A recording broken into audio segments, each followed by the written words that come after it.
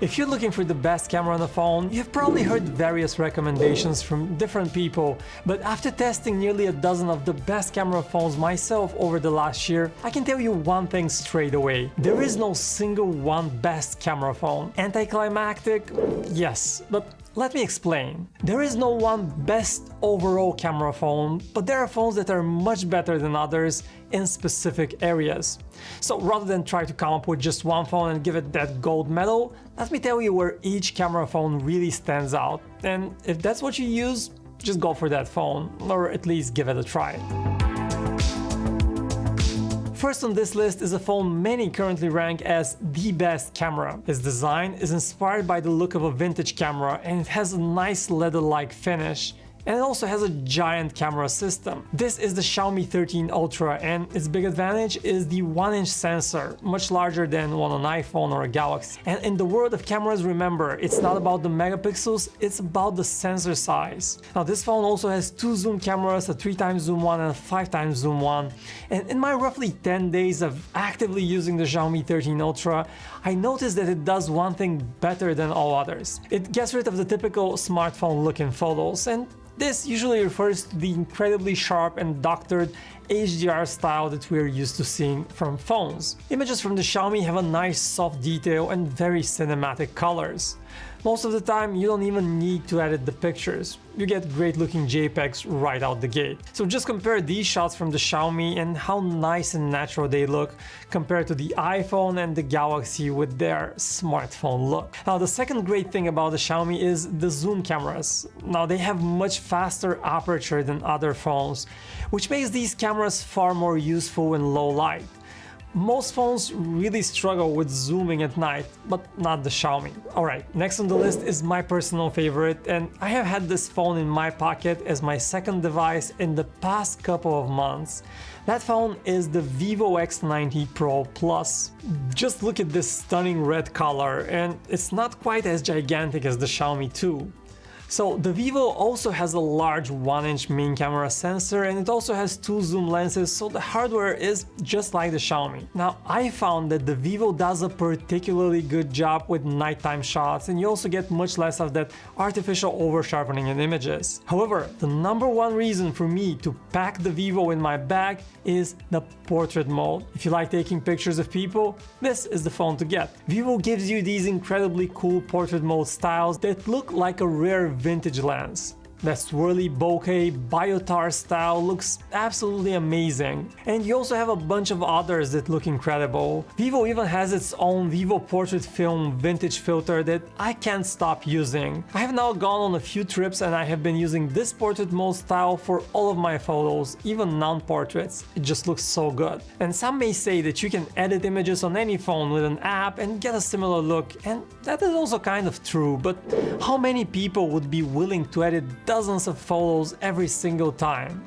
There is something special about not having to edit a photo and just getting great results straight away. Now, after using this Vivo phone, I honestly wonder why other companies only have these kind of lame filters, but nothing even comes close to the styles you get with the Vivo. Alright, third on the list is the new Sony Xperia 1 Mark V. Now, I have a love-hate relationship with Sony simply because it seems that the company just has the complete opposite approach of others, like Vivo. Now, if you just want to never worry about camera settings and just press a button and have a good picture, do not get a Sony phone.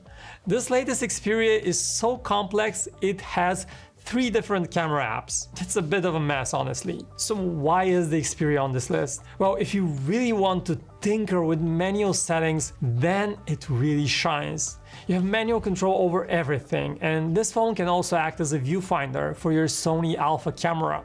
And you can use it to live stream with your fancy professional camera. That is really cool. Now, my personal favorite feature and the reason to occasionally use the Xperia is 4K 120 slow motion. I have no idea why other phones have not implemented this, but this is easily the best looking slow motion you will ever see on a phone. Heck, many high-end cameras lack this feature.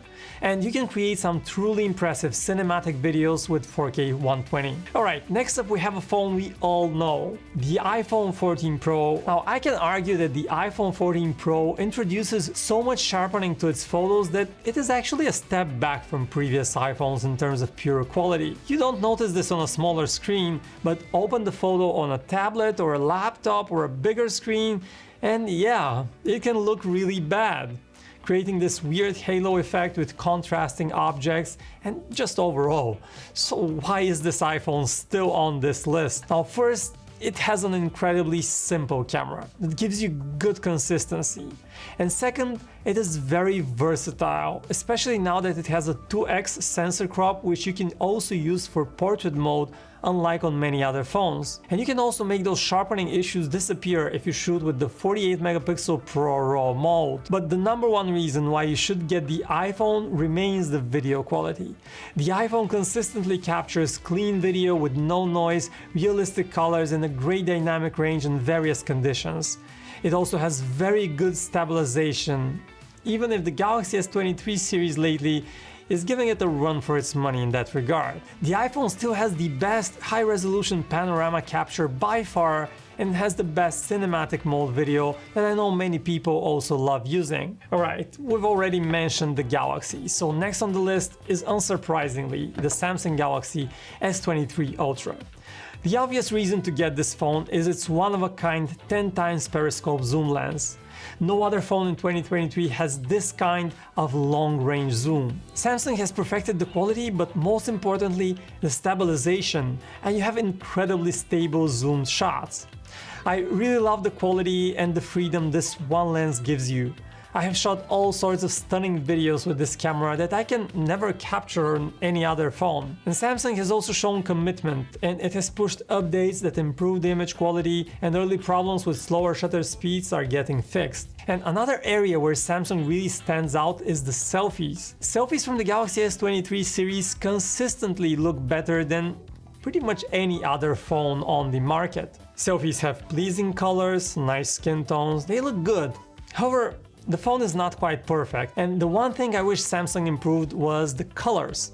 Sometimes these incredibly vibrant colors in photos are just too much, and I would love to have a way to capture more natural looking colors. Alright, speaking of colors, next on the list is the Oppo Find X6 Pro. This Oppo phone is a great all-around camera, but the one thing that impressed me the most is its color accuracy when capturing different skin tones. So if you like taking pictures of people, then this phone is really good at that. And let's also take a moment to appreciate its design. The dual-tone look is incredibly cool. Alright, next up we have a phone you can actually buy easily, and that is the Google Pixel 7 series and the Google Pixel 7 Pro here. Google is the company that started the whole computational photography thing, and the Pixel 7 series still has a very distinct HDR look that most people actually like. It also helps that it's not as saturated and extreme as your typical iPhone or Galaxy shots. I'm also very impressed by the zoom on the Pixel. While the Galaxy can do 10x zoom, the Pixel does better in the range from 5x all the way until 9.9 times zoom. So if you just want a simple camera on a more affordable phone, the Pixel is definitely a great choice. Last but not least, let me mention a phone that does one thing insanely well. That one thing is macro photography, and the phone is the Xiaomi 13 Pro. This is the only phone we know of which has a zoom camera that can do macro. Now, this is important. The 3x zoom camera on the Xiaomi can focus as close as just 4 inches. Most other phones do macro, but they typically use the ultra-wide camera, which also means you get that ultra-wide look, which honestly is usually not something a professional photographer would ever use. Most macro photographers actually use some sort of a zoom lens. It just makes sense. So if you want to get a truly professional macro looking photos on your phone, the Xiaomi 13 Pro is the only phone that does that, and I wish many others would do the same in the future too. So there are other phones that also have a good camera system. I haven't talked about the OnePlus 11, phones like the Honor Magic 5 Pro, the Huawei P60 Pro, and I'm sure you will point out more in the comments. But I do think it's these phones here where you will find the best camera features. So what's your favorite and why?